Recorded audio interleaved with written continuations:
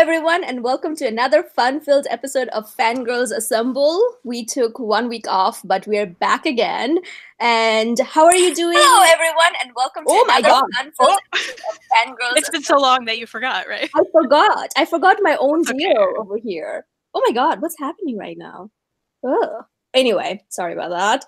But thank you for joining us. It's been a week. As you can see, we are a little bit out of practice, but here we are back again. How are you doing, Kristan?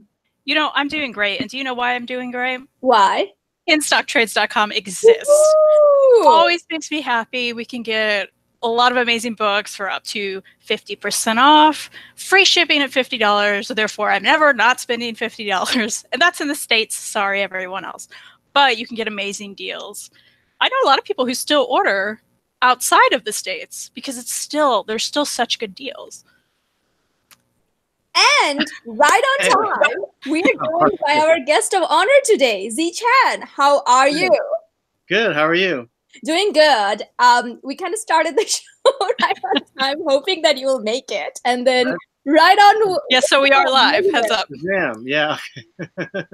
Well, as long as you're here, how are you doing today? I am good. How are you guys? We are doing excellent. Thank you so much for taking time out of your busy schedule to join us. At Emerald City or C2E2? I was in C2E2. Got it. Yeah, I saw that. I saw you posting some photos from there. Yeah, I was in C2E2. But yeah, unfortunately not in Emerald City because it's a little bit further away. But yeah. Next year, maybe. Next year. Cool. Yeah.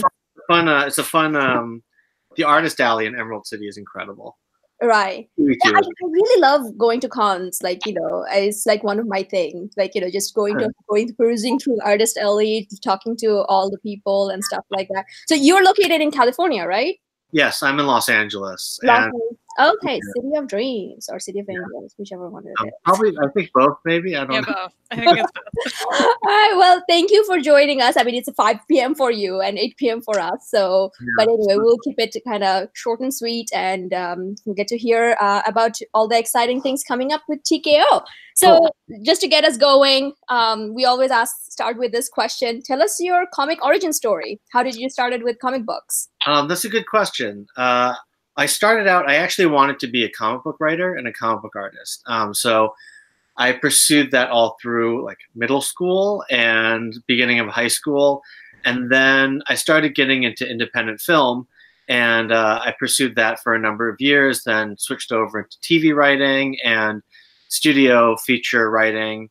And I always wanted to get back into comics. And a couple years ago, I just started going back to my local comic book shop in LA, which is House of Secrets in Burbank, which was close to Once Upon a Time, which is a show that I used to write for. And I was just inspired by all of the different incredible creators that were doing comics right now. And it felt like a real golden age in terms of just the creativity and also the diversity of the types of stories that were being told. So you used to write for Once Upon a Time, the TV show? Yes, I wrote for Once Upon a Time for a couple of years, and then I spent the last 3 years writing for Gotham. Oh, nice! I love Once Upon a Time. Oh, yeah. So I did not know that. Yeah, that was a really, really fun gig. So what part of so given that you wrote for TV and for comic, like which one is your preferable? I really, when I think of because I also worked in independent film, and I think there's just certain types of stories that work best in certain mediums. And when I come up with an idea, I kind of think, oh, well, is this a movie? Is this a TV show? Is this a comic book? But really, like, they kind of flex different muscles, and there's things that are exciting about all of them. For independent film, it's really nice to be a big part of something small. For TV, it's a writer's room, and I've only really worked on other people's shows. And so the good thing is that you have like a team that you're working with, but also that when you write something, you'll see it on screen in 2 weeks or 3 weeks or something like that. Whereas with movies and with comics, sometimes it takes a little bit longer than that. So there's like not the instant feedback kind of aspect of it. Yeah, I mean, I think that there's the nice thing about comics for me is that when you write the script and you get the pages back and you see the artwork, that's really the artwork that you're going to see, that the reader is going to see. And so there's something that's just very direct about that, as opposed to TV writing and feature film writing, which I also love. But when you write the script, sometimes the final product is like nothing like you thought it was going to be. Right. Yeah. That's kind of, I can see that happening. So, Kristan, what creators have inspired your work, like your writing with comics specifically? It's funny you asked that. There's a couple behind you, I think, that that are some of my favorites. Jeff Lemire. I mean, Sweet Tooth, really sweet. I started out with Trillium, but Sweet Tooth was really the one that I felt. I don't know that I had an emotional experience like that while reading a comic book in a really long time, and that was one of the books that kind of got me back into comics. The Criminal series, also the Ed Brubaker, Sean Phillips series. That was, I feel like it's maybe the best noir stories in any medium. That really got me back into comics as well.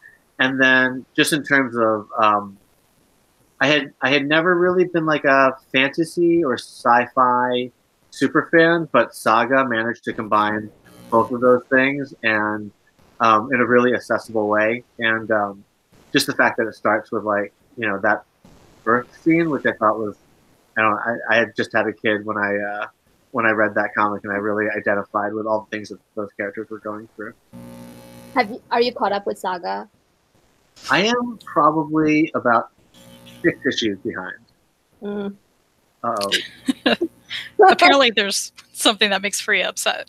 Very upset. And, and they had the audacity to go on break with that. But anyway. And what about artists? Like, is there a certain artist that you were inspired by, or you kind of follow their work? I follow a lot of artists' work. I mean, part of it was, through TKO, we were really scouting artists hard early on. But, I mean, I really like a lot of different types of comic book art. I don't read superhero stuff as much anymore. I think I tend towards more of like the Image and Dark Horse type stuff. But to me, it's most important that the artist has kind of like a voice. It's not somebody who is like part of the Big Coos house style. I mean, I feel like there's so many interesting artists doing interesting work right now. But to name names, I guess like R.M. Guerra, I love from Scalp. Emma Rios's work in Pretty Deadly, I find like pretty unbelievable. Cliff Chang from Paper Girls. Actually, it's actually funny. So Cliff was one of the first people I ever met who actually worked in comics. He's married to Jenny Lee, who is a comic book editor, and also she is a film editor and producer. And she edited one of my short films. And I have this like real memory, like 8 years ago, she was editing my short film. They had the best comic book library in their office ever, and I was like always staring at it. And one day I came out of the editing studio, and Cliff was like at a drawing desk, and he was like drawing, and he was like drinking whiskey and listening to the Smiths, and it was like 3 p.m. and I was like, this is exactly the life I wanted when I was 13 years old. And I was like, I have to figure out a way to get back into comics. Yeah, that sounds pretty interesting. Like drinking whiskey and just drawing comics. Like it's just I can never drink in my job, but yeah, I wish. So are you now drinking whiskey or scotch and then drawing comics in the TKO office? Is that what's going on? Yeah, we have a pretty strict only whiskey drinking. Yeah. So that's a perfect segue to discuss TKO. So what kind of got it about? Like, what was going on that you decided that I'm gonna start my own comic publishing company, because that's, to me, it's like pretty huge. So how did that happen? Well, a couple years ago, like I said, I was going to these comic book stores and just seeing the wealth of talent that was out there. And around that time, I'd also reconnected with this friend and mentor, Salvatore Simeone, who's my co-founder of TKO. And we had always wanted to do something in entertainment, and he's a big comic book fan. So we started talking about it, and as we started talking about the comic book business and the way that things are typically done, we kind of felt that as outsiders to that business, we had like a unique perspective about how things could be done differently. And also, we were just really excited to be able to tell those types of stories. So yeah, it was like 2.5 years ago, we decided to work together on this company, TKO Studios. We very quickly brought on Cara McKenney, who does our talent relations, and Sebastian Gerner, who is our editor-in-chief. And the four of us kind of put our heads together about like, and we knew that if we wanted to start a company that we wanted to do things differently from everybody else. So the main question we asked ourselves was like, what does a modern comic book company actually look like if it's not tied to any of the old ways of doing things? So what are like, what's the vision that you guys are kind of thinking about? So the main things we do differently are, so the first wave of books is out, and one of the things that we do differently is we binge release our books. So at launch, our all 6 issues of our first 4 miniseries were available right off the bat. We know that with the modern viewing habits like Hulu and Netflix, people don't really want to wait 6 months to finish out a story arc. If they can, they'd love to just sit down and read the whole thing all at once. The second thing we do is we know that people like to read their books in multiple formats. So I personally really love single issues. Some people at the company really like trades, and we know that there's some people who are really into comics who almost never buy single issues. So one of the things we did was right off the bat, as soon as we launched, we offered every single series in both box set with 6 individual issues inside, or trade paperback or digital. I can actually show you what they look like here. So yeah, here's our trade for Sarah. Mm-hmm. So this is all 6 issues inside of it.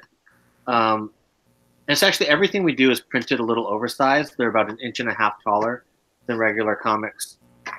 And here's our box set for Sarah.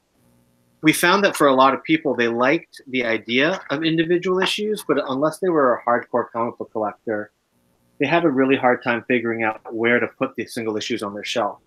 So we wanted to make sure that you could put them in this box set. It has a spine, so it's really easy to find on your shelf. And Jared K. Fletcher, who actually did the graphic design and the cover design for Paper Girls, did all of our TKO branding and covers. The third thing we do is every single first issue is available for free to read off of our website at TKO Presents, TKOpresents.com.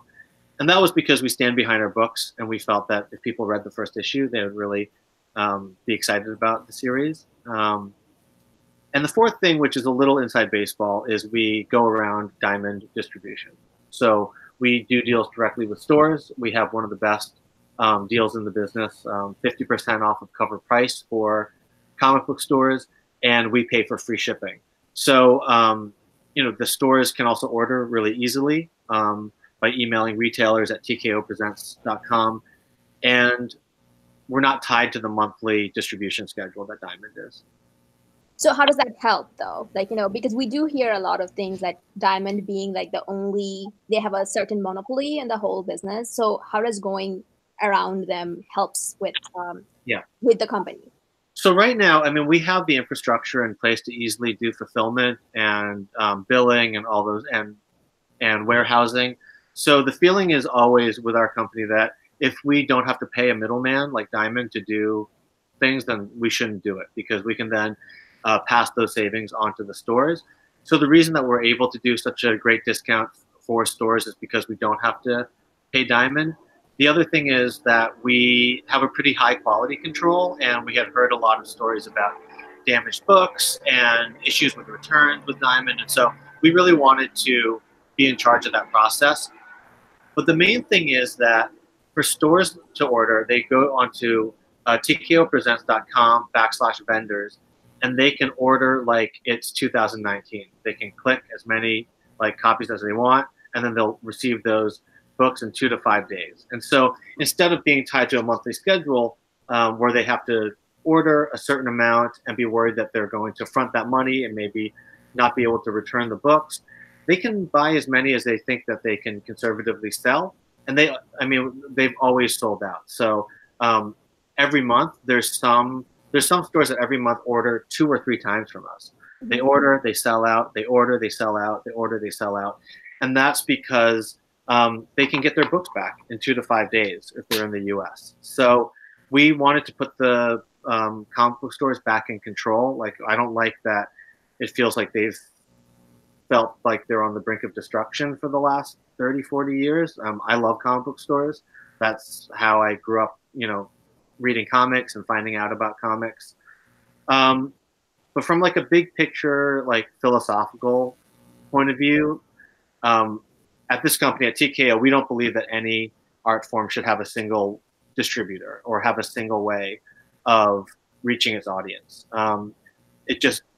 There's no other art form where that's the case, where there's just like one company that is responsible for how people are able to access that art form. So we just didn't feel that it was good for comics for us to go through it, and we wanted to do something different. Neat. Kristan, do you want to?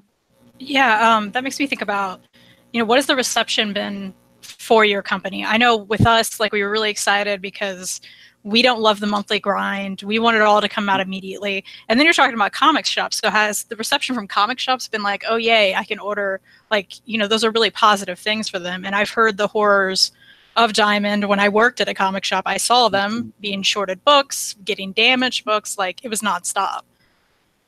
I mean, I think that they're excited that they can order so simply.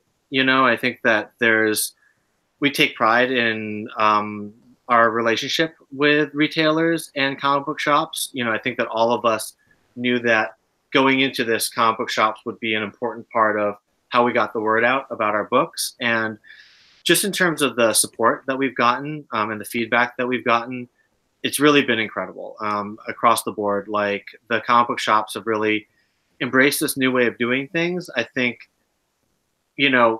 one of the things that we found when we were talking to everyone in the comic book industry, comic shops, fans, creators themselves, it felt like everybody wanted some company to try something new, but no one had really done it yet. So that's why we kind of got all our ducks in a row. We were really secretive about what we were doing for a couple years.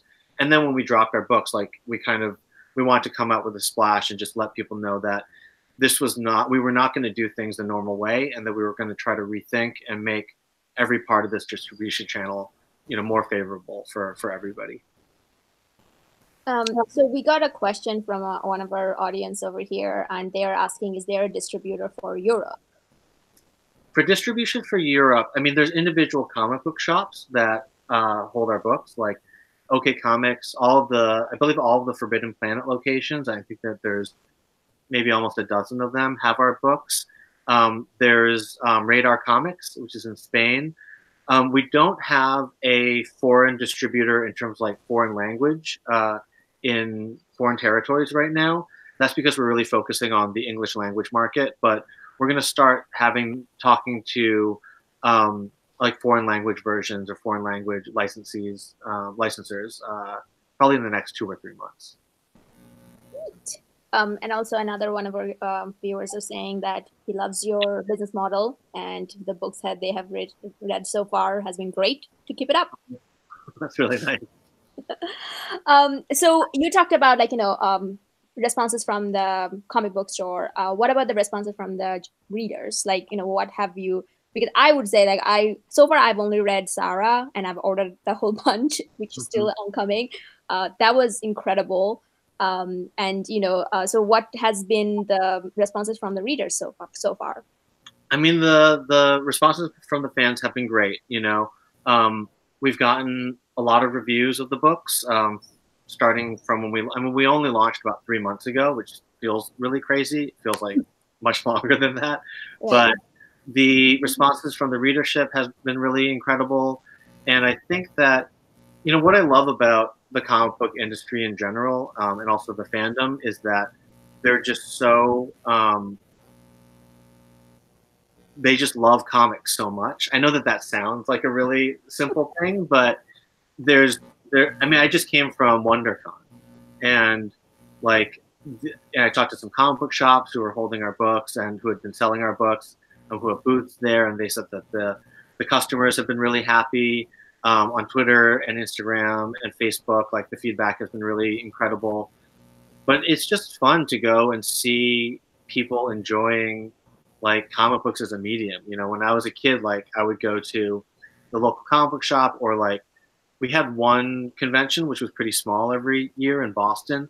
But just to see like the gathering of fans and how like supportive everyone is and how excited everyone is, it's always very exciting.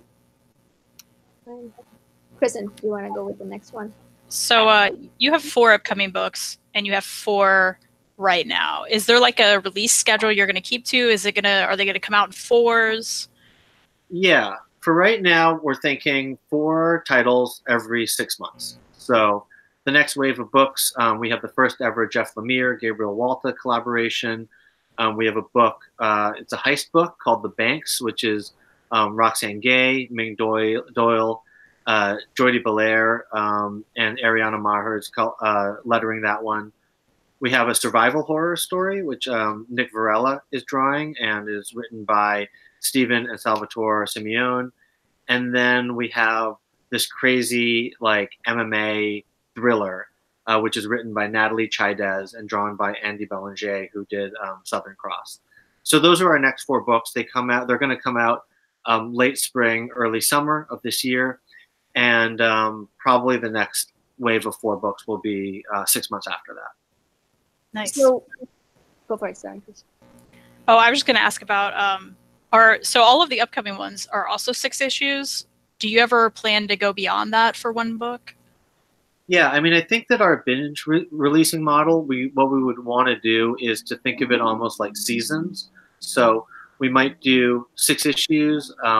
All of the books that we're doing, we wanted to make sure they were like open-ended enough that we could do a sequel of it. Some of them are like, we've already started talking about it. Some of them are harder to kind of figure out how a sequel would work than others. And some of them are very apparent. It would just be like another adventure. But yeah, I think that we really have had a lot of success in terms of the binge releasing. So we would want to finish up a series, like the next arc, and then drop it all at once, kind of like the Netflix model, where you would get every episode of a certain season, and then a few months later you would get the second season all at once as well. So is TKO is kind of the owner of the stories, or it's still kind of creator controlled? Like, how is that? So, yeah, so it's work for hire, but we try to build in a lot of the protections, or I think all of the protections that you would really get if it was a creator-owned series. So while we own the copyright, creators make a great page rate. We match Marvel and DC's page rates, which I don't believe almost any other company does. And they have a great back end that is across all media, meaning like book sales, digital sales, and then film and TV licensing. Basically, they make a little bit from every one of those things. So, and one of the thing that I think got you guys on the news most of the time is like the talents that you have got. Like off the bat, you had Garth Ennis, Jeff Lemire, Roxane Gay, they're coming up. So how did that come about? It was because of just like, talent hunt, like, knowing them ahead of time, or? No, I mean, we didn't know it. Honestly, we didn't know anybody in the comic book industry. Like, you turn back the clock 3 years ago, we knew 0 people. And, Cara McKenney, who does our talent relations, creator outreach, she's really good at making contact and kind of telling people about who we are. And, I think it came down to a lot of those initial conversations. We're a new company, right? And so it was an uphill battle to try to find people who wanted to work with us at first. But a lot of times during that initial conversations, we talked about how we were going to do things different. The binge releasing, the first issue free, the multiple formats. And I think for a lot, and especially going around Diamond, I mean, I think a lot of the creators that we were talking to felt that there needed to be somebody to try to change not just the creative model, but the business model of comics. And we were really willing to do that. And I think that went a long way. I mean, people create comics because they love them. It's not because of money, because there's not a lot of money in comics. And so I think that they could tell that we really cared about comics as an art form, and we cared about fans and the stores and the creators, and we wanted to make sure that this art form, has a place in the cultural conversation the way that movies and TV shows do. And I think that right now the distribution model, to me, is the choke point. I think that we don't even know how big the comic book audience really could be if we did things differently. Maybe we'll find out. So we love the quality of the paperbacks. We love that they're a little oversized, but are there any plans for a hardcover in the future? Maybe like, you're calling them seasons, maybe like 2 seasons in one, like a chunky little thing, or like 3 seasons in one? Yeah, I mean, we have been very, very good about gathering up all like the behind the scenes stuff, like pencils, inks, like character drawings. Like I think that there's a lot of material for deluxe hardcovers for all these books, and I think that we'll start. It's a question of timing right now, but I think that we'll probably start maybe late this year or early next year. I mean, right now, because we're providing the multiple formats, we want to give people like 2 options as opposed to 3. But I think the hardcovers will. I mean, I'm excited. I mean, I love hardcovers, and I love seeing all like the bonus material in the back. So I'm excited to put those together. Hey, at least you know that you're gonna sell 1 copy of Zara. Yeah. 2. We'll take it. The hardcover. Going back to the talent. So we guys started with like well-known. Is there a plan later on or currently in place to bring in more younger, unknown creators on the board?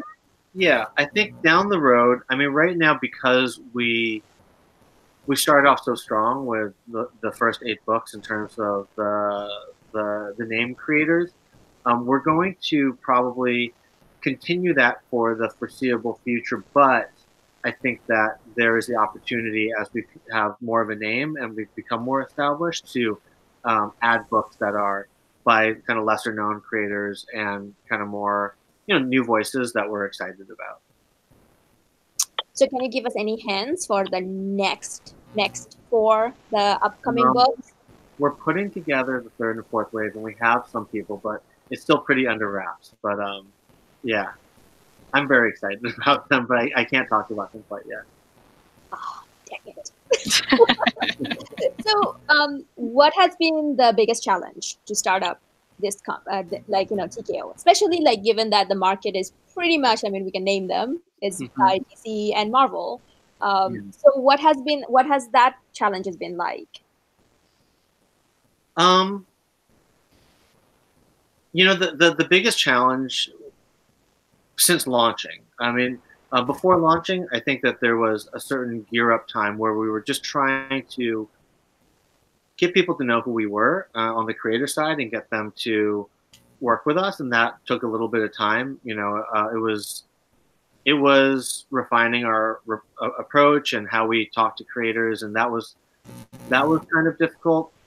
But since launching, I mean, so we launched in December, and we were thinking of it as like a soft launch with like friends and family password, and we launched via a thread on Twitter, and we really didn't realize how quickly things were going to take off and how positive the reaction was going to be, and how many stores and how many fans would start ordering and how many stores would contact us. And so it was a lot of building the infrastructure around like how we do distribution and fulfillment in a really, I guess, efficient way. And so that was the first month and a half was really us scrambling to just make sure that we made everybody happy, and we were able to strike while the iron was hot, whatever that saying is. It's easy now, but yeah, we just wanted to make the best of what we had, and it was certainly a whirlwind that first month and a half when we were launching.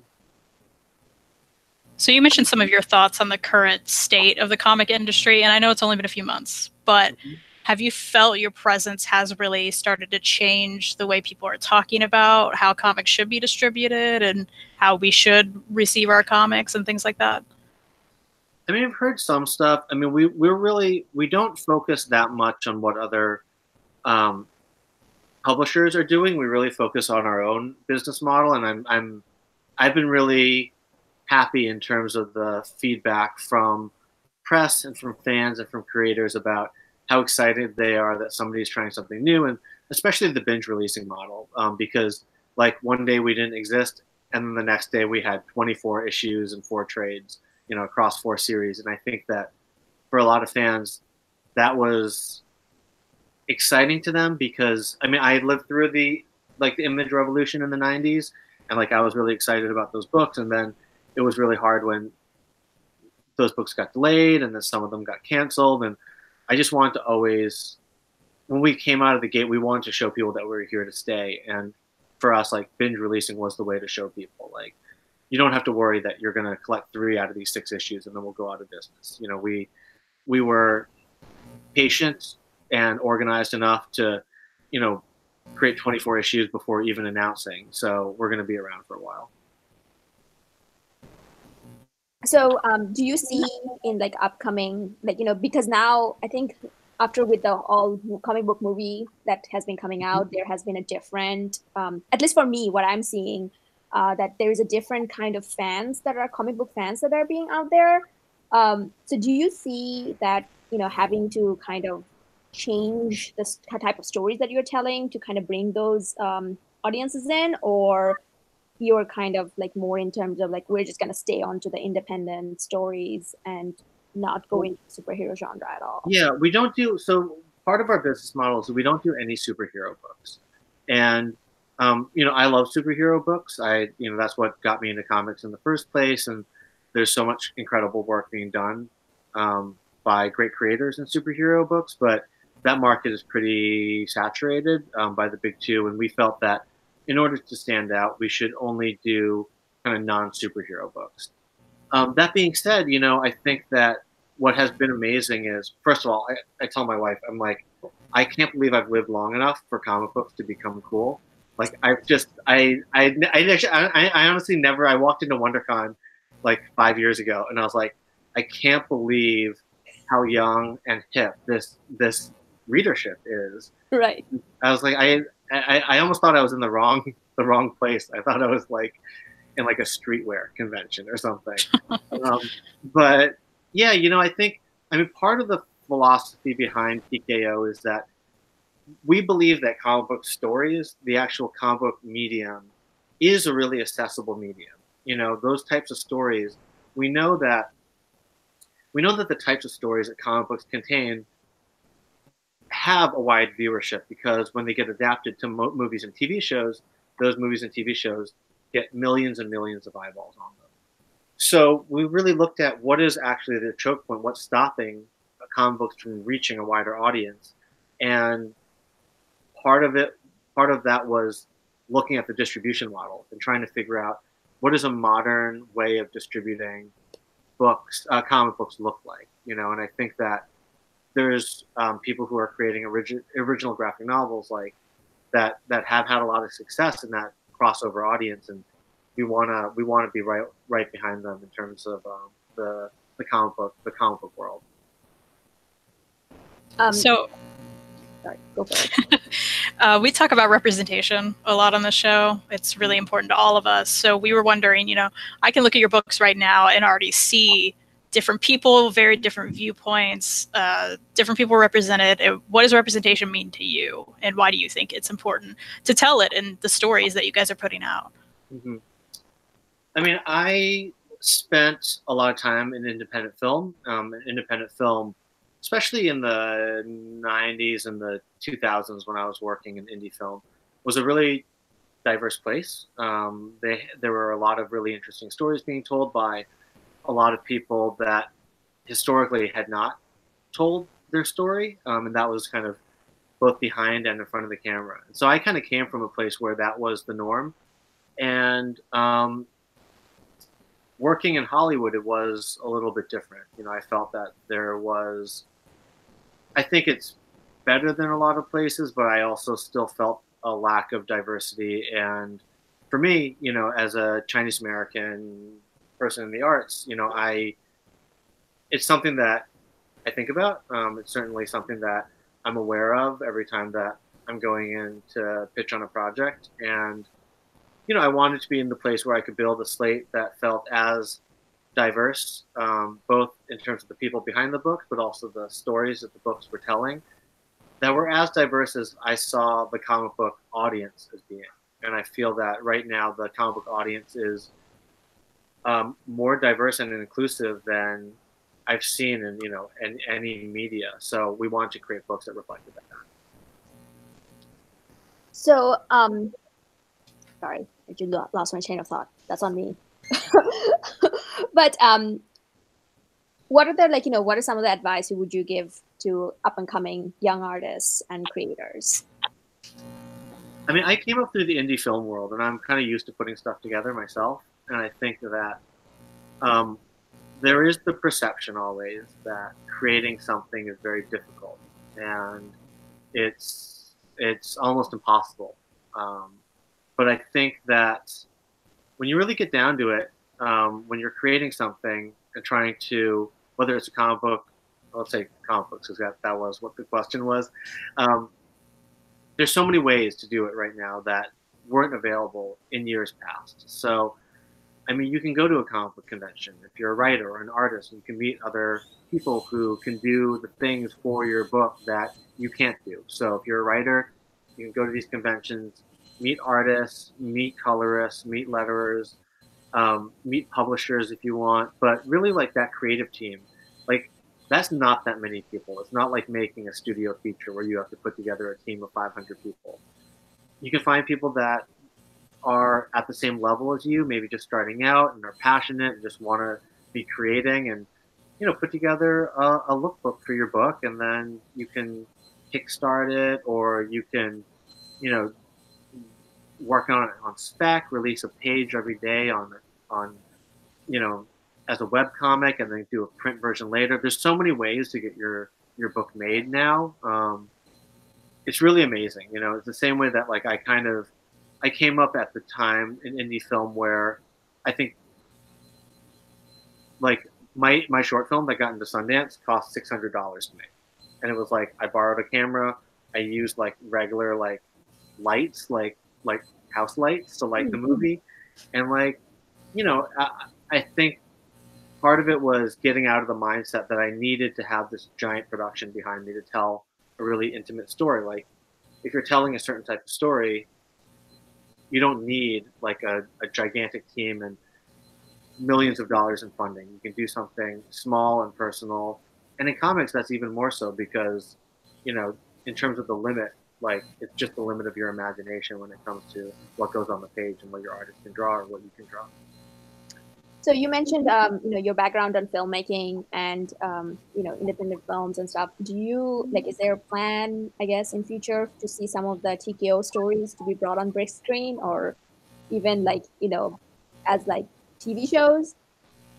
Yeah, I mean, I think that that's always a part of the business model for comic book companies. But for us, I mean, maybe because I come from film and TV, like I'm not in a rush to get into to do those deals. Like I know that those deals are always, I mean, every comic book at this point gets optioned. Yeah. And right now we're just like, we want to focus on, I mean, one of the things that we were really clear about when we were putting these books together was, sure, like maybe they'll become great movies and TV shows down the line, but like first and foremost, they have to be great comic books. And there's so many other companies that are trying to just put together comics so that they can, you know, have the IP to sell to TV and film. And like, to me, that's like a backwards way of thinking about it. Like they have to be great comics. If they're not great comics, they're not going to have the fan base that makes them worth anything in film and TV. So why bother? And right now we're just focused on selling the comics and marketing the comics. You know, we made a pledge to our creators, and that's one of the reasons we only do like 4 books every 6 months, is we really want to do the number of books that we feel that we can market and push out there and make people aware of. and that's what we're focused on right now. And I'm sure that we'll do film and TV deals down the line, but we're kind of like not worrying about it right now. I like this idea. Like start small, like start like quality over quantity. Like, quality. Why don't we make great comics and then see what happens? Yeah, like because I don't think a lot of companies don't have that right now. There's like so much quantity that gets like that seems like, I mean, there's another another publisher that suddenly got a lot of news, but then when I tried to delve into their work, it felt like just redone of what Big Two have done, and they, I don't know, and it just like now then all of a sudden I hear that, oh, we're gonna make movies and stuff. I'm like, okay, really? I mean, yeah, what's yours different than the other two have already shown me? Yeah. right. Yeah, I mean, we really, because I came from the indie film world, and one of the things that I found was really tough about the independent film world was like, you can sign a deal with a distributor, but like there's not really the infrastructure for a lot of small movie distributors to really market the book. So not only do we, at TKO, like we wanted to make sure that not only do we take on only the number of projects that we really believe that we can push out there and get people to know about, but also, we want to tailor our marketing and our distribution strategy around each individual book, as opposed to like, hey, here's 20 books. If you like TKO, we're gonna, shoot them out of a cannon. You can pick them up and, it's kind of like we want to tailor the marketing around the content of each book because, we worked on these books for a long time and we really think they're special, and we want to make sure that our creators feel that these books are as visible as anything that they've ever done. Well, that's especially great to hear because like the Big Two, so much is coming out. And then you get into something like it's happened with Fariha and Maddie and I a lot. Like we'll get into like a little series and then it'll be canceled. We'll be like, this was so great, but it didn't get the voice that it could have gotten, the people picking it up because there was too much happening. No one has an attention span anymore. So. And that's why we wanted to like especially for the stores, like when we released our books and the fact that we binge released them, like, it's a lot for a store to, especially for a new publisher, that every month they have to, every time someone asks about an issue, they have to educate that person about that book. And then if they sell that issue, they're making like 50 cents or $1 or whatever, whereas like there is so much out there, and we want to make it easier for the comic book stores. If they have a conversation with someone, they're like, oh, well, these are TKO's books. Like you should pick them up. We really like them. They have that conversation, they're selling the entire series and they're making that whole sale as much as they would make if they were selling 6 of these issues all at once. So yeah, I mean, we are certainly cognizant of shelf space and just the readership has so many options right now. We want to stand out as like kind of as an alternative. So go for it. Other than obviously the TKO books that are wonderful, do you have any favorite books that are coming out right now from other people? I do. Let me think about what I'm reading right now. Black Hammer. I have that right by me. I just read it and loved it. Yeah, I have is that the big hardcover? Yeah, it's the big honkin'. Yeah. It actually, like, I've been reading it in bed and like my chest kind of hurts a little bit. I had to read it in my lap because it's pretty big. But by the way, for when you do deluxe hardcovers, the ribbon, the ribbon. That's a good tip. As we move. Not enough people do the ribbon. Yeah. And then I'm kind of working my way through. I have Watchmen annotated, so I'm working my way through that, and I actually realized I had never read all of Akira, so I got that gigantic box set, and that's certainly. I got that too. Yeah. It is so heavy. The packaging is incredible. It's beautiful. Yeah. But yeah, I mean, I think that there's so much cool stuff. I'm reading Assassination right now, which is really great. The Kyle Starks and Erica. Kyle Starks is a buddy of mine. Yeah, he's awesome. Yeah. I really like the tone of it a lot. Yeah. The main character. I mean, hey, listen, if you guys are looking for new talent, we can. Yeah. I'll give you his number. Yeah. I've also been reading Blackbird, which I really love. The Sam Humphries and Jen Bartel. Yes, like that was like, really hyped up in NYCC. And honestly, like, I follow TKO business model of waiting for the whole series to be done. Yeah. So I'm still waiting for that. Another tip I would want to just share: if you do deluxe hardcover, please don't do dust jacket. Yeah, what is the? I mean, is dust that big of a problem anymore? Like, yeah, right. It's like it falls off, and then like it gets stepped on. Yeah, like I just held this up without it because I'm not going to read it with a dust jacket. I'm not a barbarian. Like, Yeah, like I mean, I think like if you kind of follow what another one of your esteemed competitors does with their deluxe hardcover, that's the way to go. That's the way to go. Yeah. No dust jacket.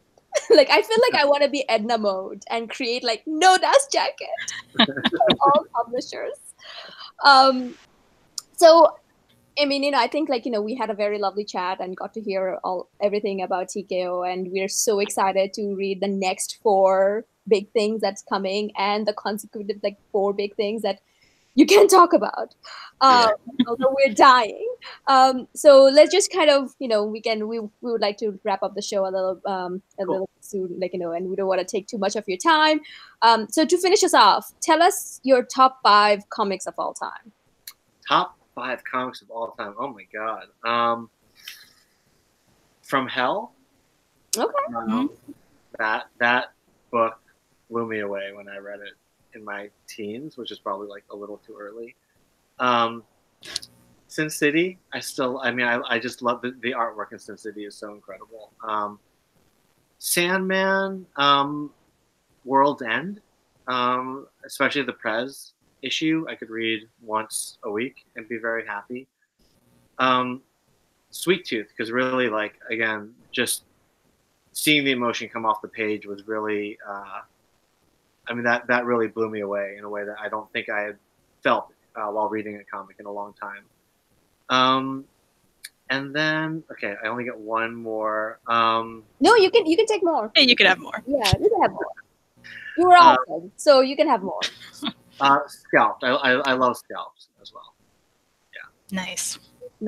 That's a good list.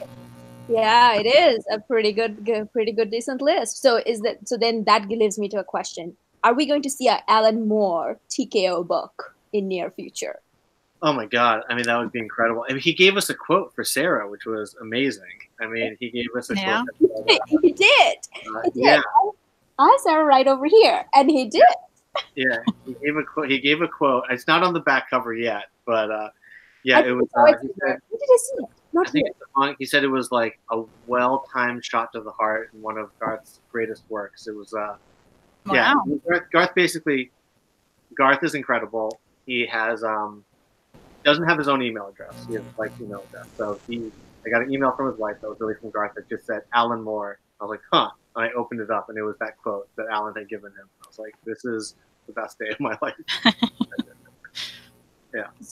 No, so I mean, the thing is, like, Alan Moore has his ups and downs with me, but mostly up. But I don't know, like, if you guys can get him to do one, that would be.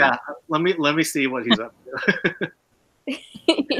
Something to do with, I don't know what kind of stories even. Oh well, anyway.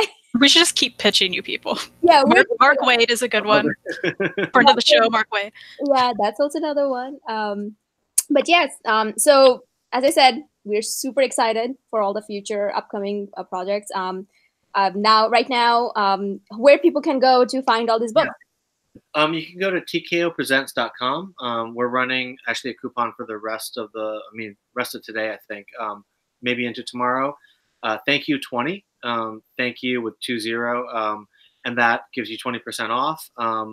Everything including pre-orders. So you can pre-order the second wave with that coupon.